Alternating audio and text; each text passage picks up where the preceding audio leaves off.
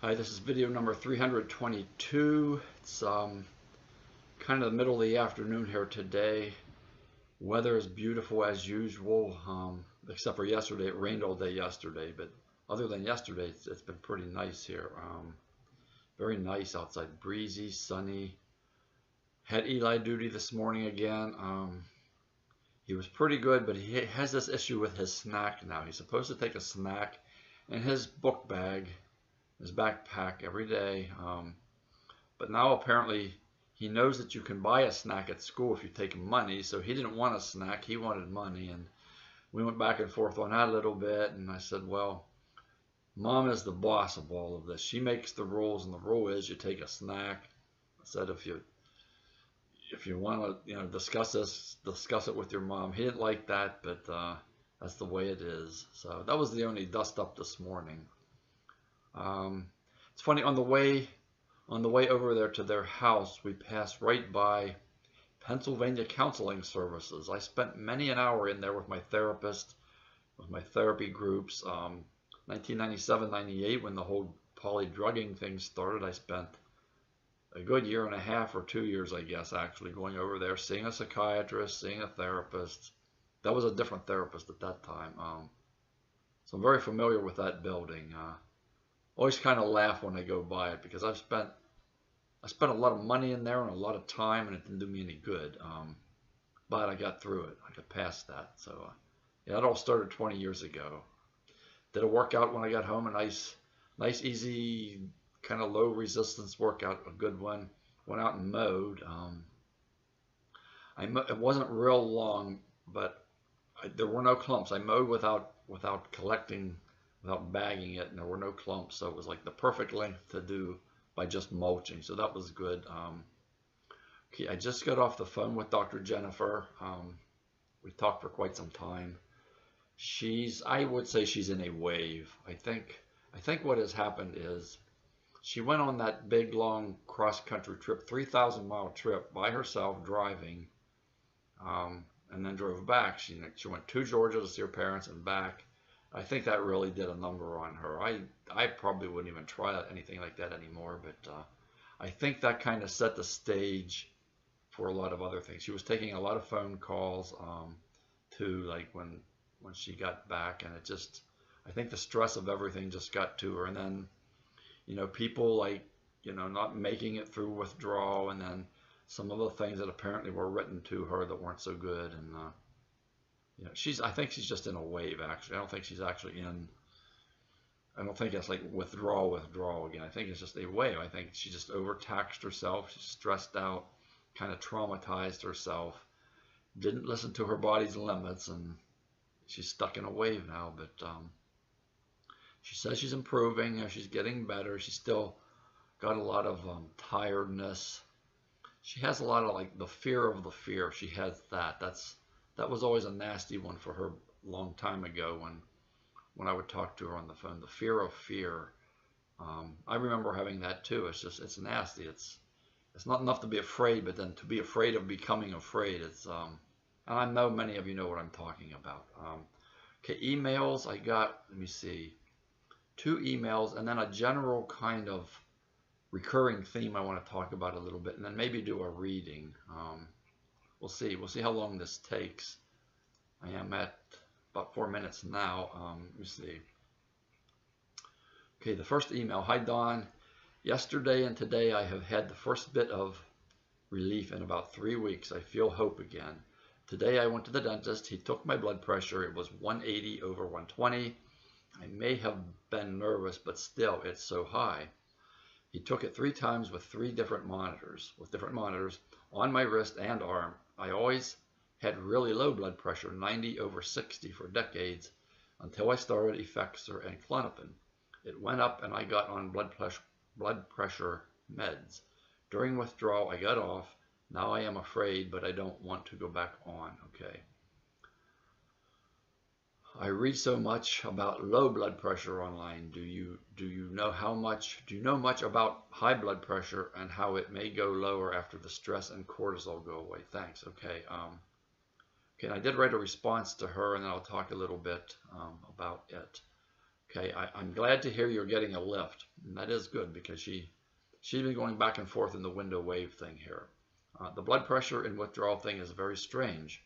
Some people get a lowering of blood pressure, while in some it increases. That is in part why many people in withdrawal are on blood pressure medications. Okay, my own personal experience was that for the 12 years I was on Klonopin, before being cold turkeyed in the hospital, my blood pressure was normal.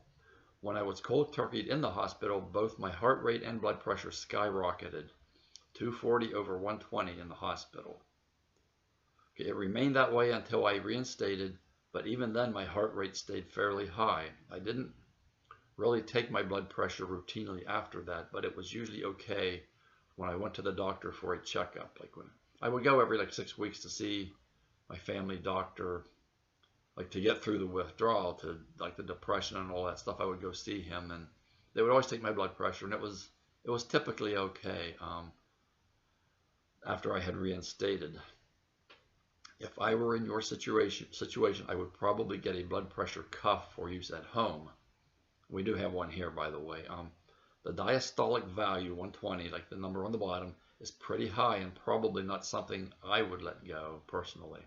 Maybe you were nervous and that caused it to be high. I would monitor it at home and then take necessary steps to lower it if needed. The 120 is kind of high for the diastolic. Interestingly, like my experience was high blood pressure when I was in acute withdrawal, and then I didn't have it so much after I reinstated, and then started tapering it. It was not much of an issue for me. My heart rate tended to stay up a good bit. Interestingly, when I was talking to Dr. Jennifer a little bit ago, her blood pressure, she has this severe head pain. I don't know if it's related to her blood pressure, but it's actually, hers is really, really low. And I think she's taking something for the head pressure, for the headache. I'm not sure. I think maybe she said Inderal or something, but she has this bad headache. But hers is real low right now. So she's in a wave. So I don't know. It's funny, like some people, it gets higher, like when we're in withdrawal in a wave, and some people it gets lower. I don't know why that is, but you for sure don't want it to go too high. I probably, 120 on the bottom, the diastolic, I would take my blood pressure more often at home at different times. Maybe like being at home, you wouldn't be nervous, and then go from there. If it still stays high, maybe I would get on something. I don't know. I really don't know. I would have to actually be in that situation. Okay, next email. Hi, Don. This is a bittersweet email. In 3 days, I will be 2 years benzo, Lamictal, and Seroquel free. You know my history. I had my ups and downs. For most, I'm well, but lately I'm a bit sick. I gained weight. My belly looks like a watermelon. It hurts. I feel bloated. I have gas. My stomach's makes sounds. Okay, I was fine, and just like that, I feel like crap. Also, I have constipation, like I can't go, and when I do, I even get hemorrhoids. This stinks. My stomach, my butt, everything hurts. Also, I got this weird pain in my head, like sharp, brief ones. My hip hurts. I get like a beep in my ears, pins and needles feeling. Okay, when I stand up, I get dizzy and nauseous, and my insomnia came back full force. I can't sleep until like 5 in the morning. I'm worried. I have seen many doctors, but I keep spending money for nothing. I don't understand. I'm so scared. Do you know anyone like me this far out? Okay. And my response to him was, okay, yes, I know many who are struggling like this at 2 years. Each one asks me that very same question, like, is there anybody else this far out, like with this trouble? I know it seems like symptoms should fade and leave for good after things have improved significantly, but that does not seem to be the way of withdrawal for everyone. Often symptoms return, or new ones may even arrive after you think it's almost over. The bloaty, sick, constipated feeling could have something to do with gluten. I recently spoke with a friend here where I live who has struggled with those symptoms for a couple years, and he discovered that the problem was gluten. He changed his diet and now feels great. It's possible you have become gluten intolerant. I know this whole thing is scary, but what you are describing is not at all unusual. It will get better even though it seems like it will never end. Okay. Yeah, the bloatiness and all that. I didn't have so much of that. For me, it could have been the Remeron. I don't know. I was taking the Remeron. Digestively, I think that did help me somehow. A lot of people get the bloatiness and different kinds of things. But the gluten, that's interesting. My friend, we used to go to ball games a lot, and he could eat like anything and have no problem whatsoever with his digestive system. And then he had surgery a few years ago, hernia surgery. I think it was a couple years ago. And after that, he never was right again.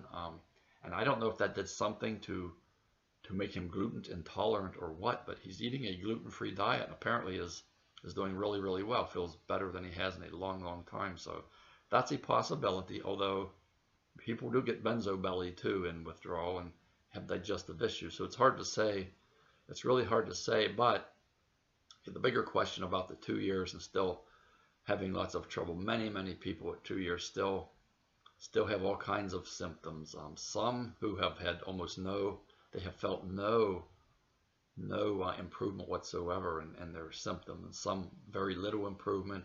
Some people, lots of windows and waves in those 2 years, but still having them. It's all over the map. Like I say, we are all different. We all feel things differently. We all get different symptoms. We all get different durations of withdrawal. It's all over the place. But yeah, the stomach thing, maybe gluten. I don't know. If I were having issues like that right now, I probably would try a gluten-free diet. For years I was able to drink milk and everything, and then I got really bad lactose intolerance.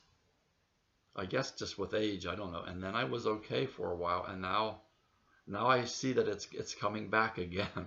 Because I eat that ice cream and stuff, and for the longest time I was fine, and now I can tell like it must be the lactose. So as we age, like we change, and I mean, gluten's one of the things too. My friend that I talked about, he had no problem eating anything for years, for decades, and all of a sudden he became gluten intolerant. So you never know. I mean, other things can happen as we're in withdrawal too. Like, we can become intolerant to different kinds of things. Okay, this next thing I want to talk about, I'll call it a recurring theme. Okay, and it's been happening in the last number of months, but recently a good bit more. And I'll kind of paraphrase it here. Like getting an email like this or a message. I am one of the very worst, and I'm so needy that whoever, like somebody else who is helping people through this, fill in the blank of someone who has gone through withdrawal and has hung around to help other people, no longer responds to me, like takes my calls, takes any calls, allows me on their website, and fill in the blank, whatever. So I am one of the very worst, and I'm so needy that whoever no longer does whatever. And that's I get that a lot, that they think it's their fault, that because they are so needy, because they are so bad, because their symptoms are worse than everybody else's, that somehow that has caused someone who was helping them to no longer help them. Okay, and I have a number of bullets here that I want to talk about a little bit in response to this. Okay, everyone thinks they are the worst in withdrawal, and that everyone else thinks they are hopeless. When I was in withdrawal, I thought my black depression was the worst. I didn't think anybody could possibly be as depressed as I was. I really believed that.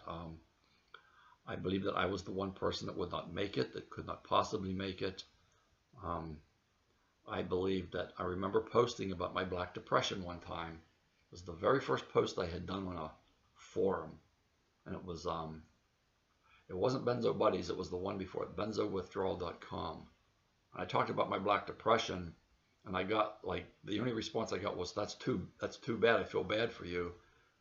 And to me, that I interpreted that as like I'm hopeless. They can't even say anything positive or good. It was not true, but that's what we think when we're in withdrawal. We think we're the worst. We think my situation is hopeless, but it's not true. Okay, next bullet. Those who have stayed to help have seen thousands of people in withdrawal. You are not the worst. Okay, I get a lot of people saying I'm the worst. I have seen thousands of people. I have read thousands of stories. I've communicated probably with, I bet I'm close to 1,000 people now. Everybody thinks they're the worst, but they're not. I've seen all kinds of situations, heard all kinds of symptoms, intensities, all kinds of like how long it takes. Some people go really long time. You're not the worst. Only one person can be the worst. And I'll get to that on this next bullet. What does the worst even mean? What does that mean? Does that mean the most symptoms, the most unusual symptoms, the most intense symptoms, the longest duration without feeling any healing? What does it mean? Like the worst in what way? Because in reality, the damage in withdrawal is temporary. And the damage is essentially the same for each one of us. We're all enduring the same damage. We're all experiencing the same kind of damage. The GABAergic system, and then other kinds of things probably going on too. But all the symptoms, like we just manifest that damage differently. It's expressed differently in each one of us. And that's why we have different symptoms and intensities. Our bodies heal at different rates and in different ways. The symptoms and the duration and the intensities and all that, that's how your body is expressing the damage. It's not an indicator that one person's damage is worse than somebody else's. I'm sure of that. That we just are all different. We genetically, our bodies go about healing the damage, taking care of the damage differently, probably trying different kinds of things in a trial and error sort of way. Excuse me. And sometimes it tries something that is not so good, and it causes different kinds of symptoms at different intensities. It's not an indicator, like the different symptoms and intensities are not indicators of the damage itself, like that it's worse or better. That's how the body expresses the damage and the way it's going about healing the damage. Okay, let me see. There is no way for anyone, healed or otherwise, to know who is the worst. We cannot experience each other's symptoms. And in the Withdrawal Warriors Worldwide Pillars and Truths, no one else can feel what you feel. That's important to realize. No, we can't feel each other's symptoms. So I know we have a tendency we know how our symptoms feel, and it's nasty and it's bad, so we think like we must be bad.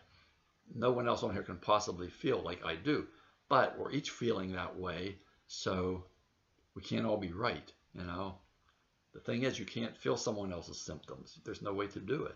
It's impossible. Even if they describe them perfectly, we still can't feel them, so we don't know. So you can't know that you're the worst. And the worst, like being the worst, doesn't really mean anything. Okay, those who hang around to help have other life issues as well. There is no way to know why they change things around when they do. For instance, I quit taking phone calls, not because I think this person, that person, or the other person who would call me frequently is the worst. That was not the reason. It's because of me. I can only handle so much, and after a while, it gets to be too much for me. I know my limits. I'm getting really good at knowing my limits. So it has really nothing to do with any specific person, really. It's just, Baylissa has done different sorts of things. Dr. Jennifer, other people. We have lives too. Other things are going on. It's not all just this. So we don't focus on one specific person. Well, I'm going to quit doing this because of this person. That's not the way it has been for me at all. And it reminds me of this particular thing. When I was sick, and I had been off for about a month or so, the pastor of our church announced he was leaving. Okay, and I had been the treasurer of the church up until like almost a year before, 10 months before. And I was certain he was leaving because of me, because I was sick, because I was no longer the treasurer, and I was bringing him down and his whole family, and like they needed to get away from me. And that's why I thought he was leaving. I was certain of it. I mean, it was ridiculous, but when you're in a withdrawal, you think, well, I'm the worst. Nobody wants to deal with me. What's hard to deal with the issue in and of itself is hard to deal with, but there's not one. I don't think anybody picks out one specific person and says, I'm going to blackball this person. They're too much for me.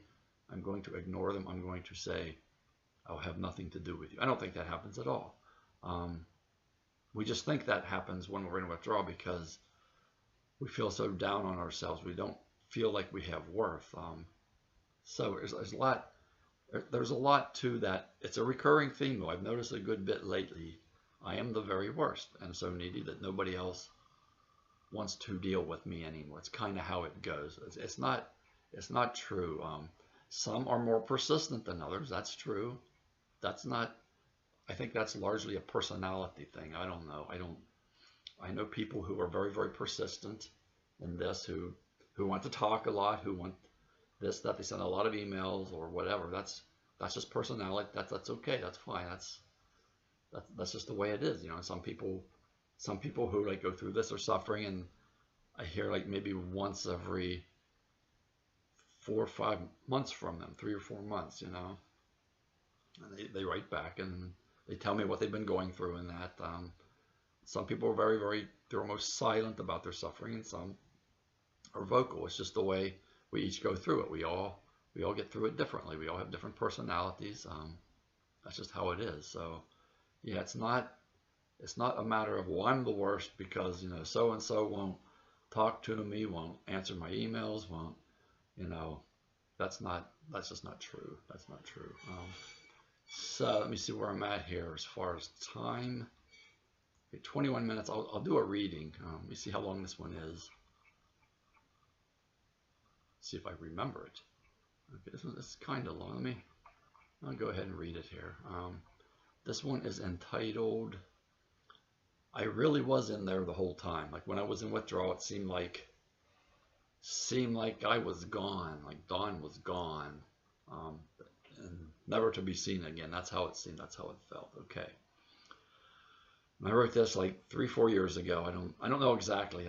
They all have a little bit different time frame because I wrote them over the course of a number of months. Okay. This morning, my wife and I took our grandson Eli to a plant nursery in the area that was decorated for Halloween and fall harvest. I remember this day. We took a hayride, played in the sandbox full of corn, slid down a hay slide. Well, Eli did. They wouldn't let me, too old and too big. Walked through a spooky, dark, haunted house maze and took lots of pictures of bales of hay decorated as all manner of Halloween and harvest creatures and characters. It was a very leisurely, pleasant day. It was windy and cold too, actually. Now that was the second one. This one actually was, yeah, this one I think was sunny and warmer. It brought back lots of memories of my own childhood and the wonder of autumn and Halloween. In many ways, it seemed like I was reconnecting with the person I had been some 50 years ago before life happened to me. It felt like I was rejoining the path that I had been on at that time. Somewhere around age 11 or 12, I got off that path and entered a nearly 50-year detour, one that had no resemblance to the carefree days I had lived in my early years. One increasingly filled with addiction, some of my own doing and some unknowingly thrust upon me, and all its misery of addiction. Okay, life would never be the same again until I reached the end of the detour and found the path I have wandered from long ago. I am on that path now. 5 years ago today began a journey that I would never have believed was possible to survive.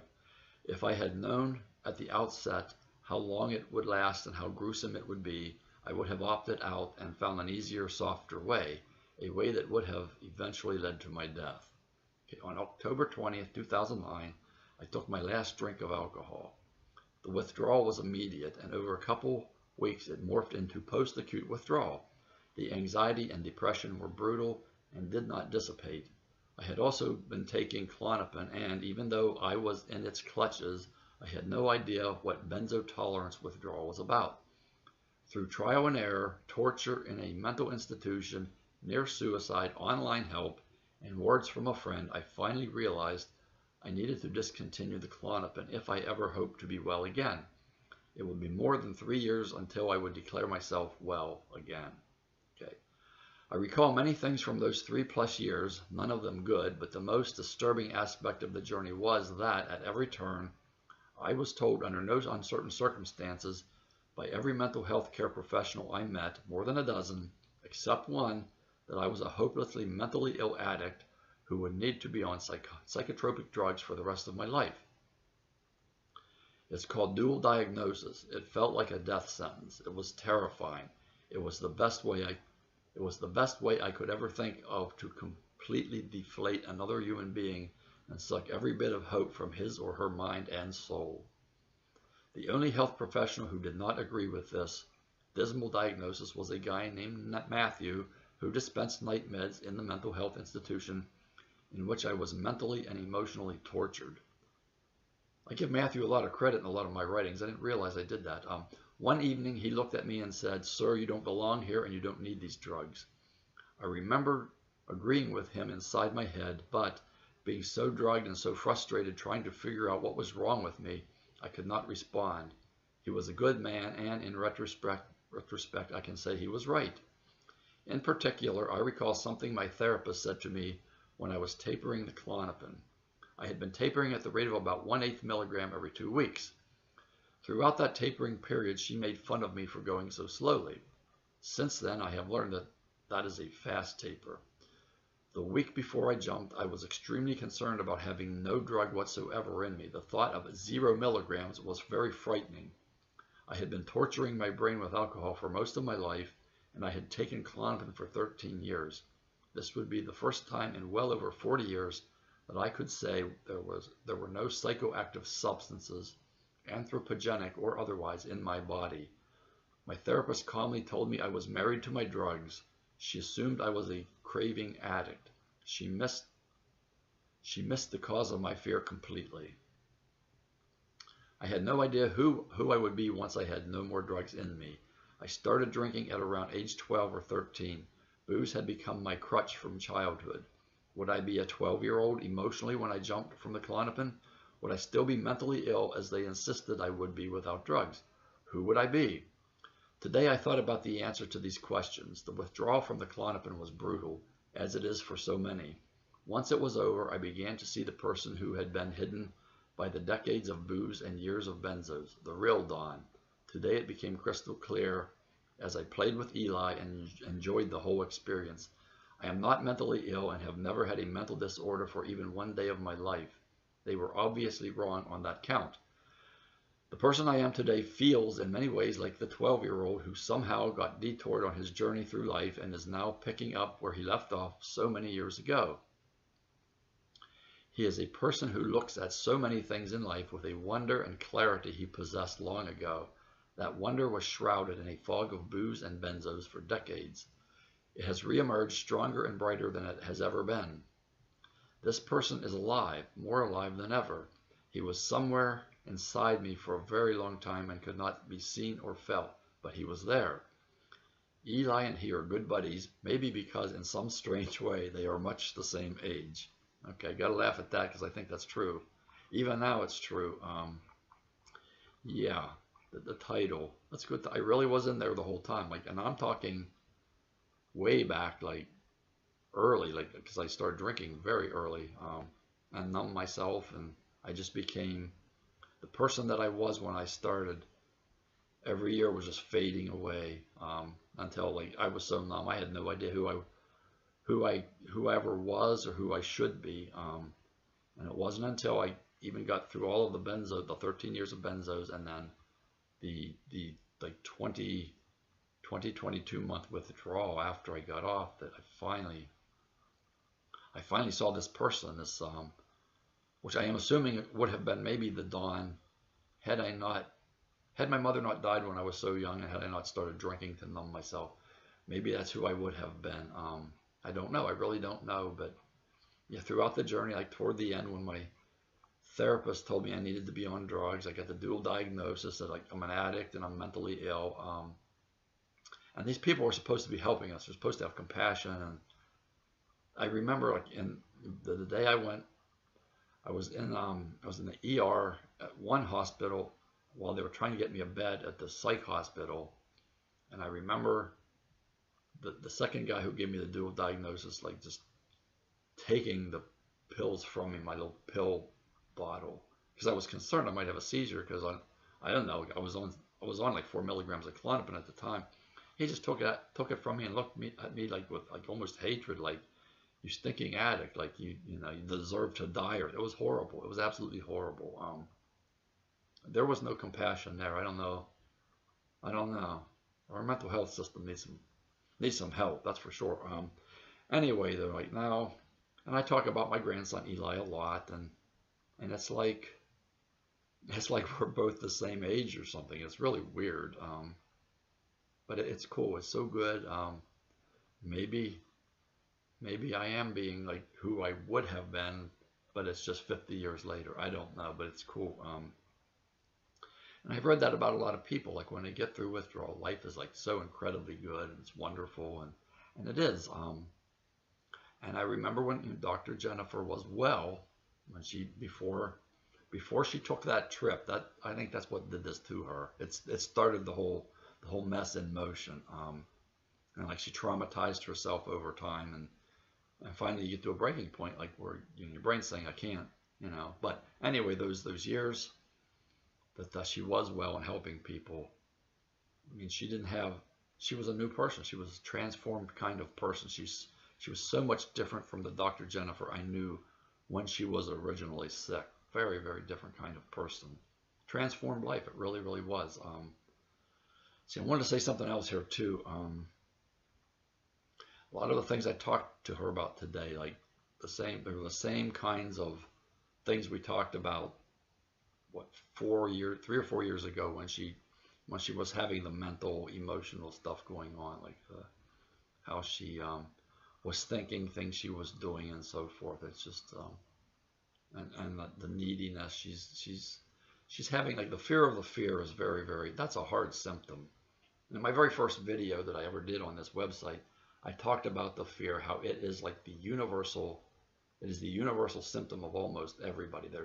I've met very few people who don't have the extreme fear, the fear of this is just me now. I'm never going to be well. The fear of like I'm brain damaged, fear of like this is permanent, the fear that I do actually have a mental disorder. All of these healthcare professionals that were telling me like you have a mental disorder, they probably were right. And you start to doubt yourself.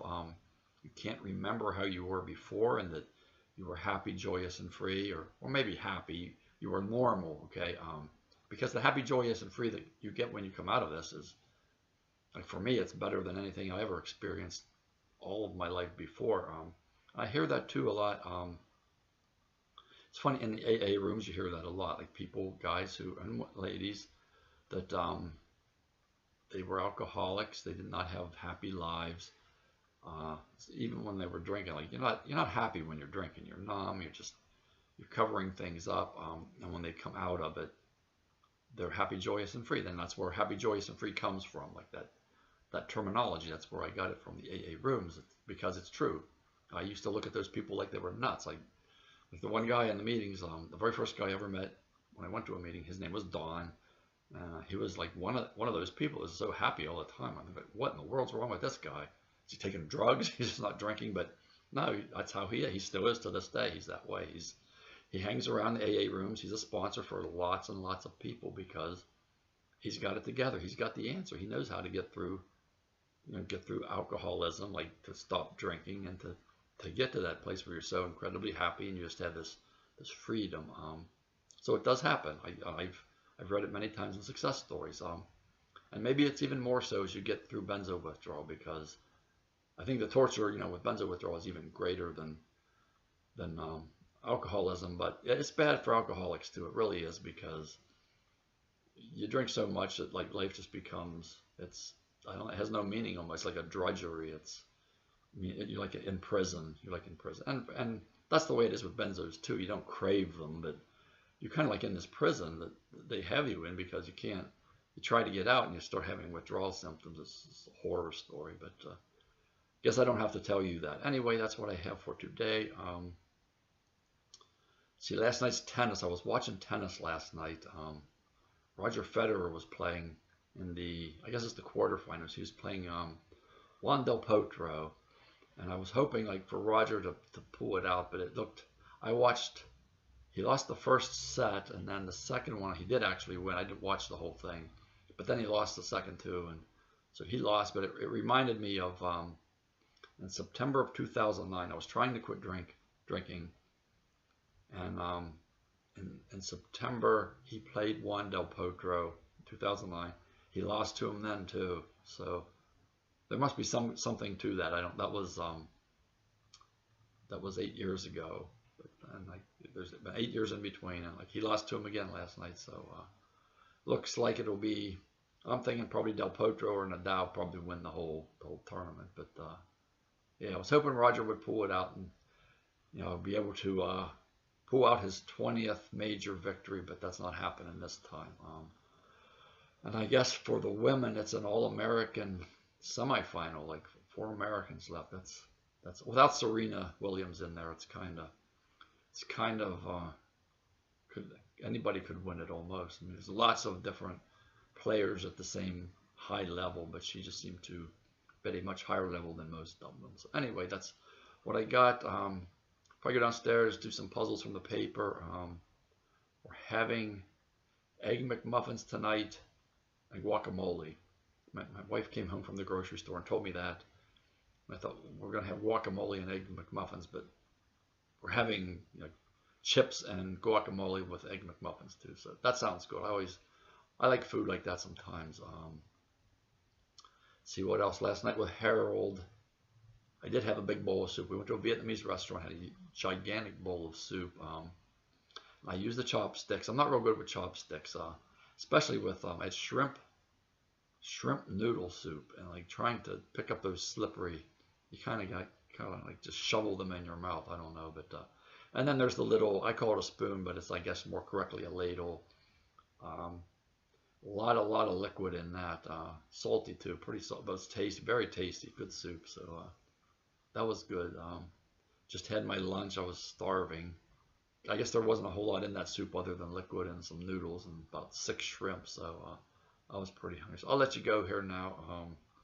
See, this is Thursday. I'll be back tomorrow probably to do another video. So until then, as always, I'm right here and I will be right here. Bye-bye.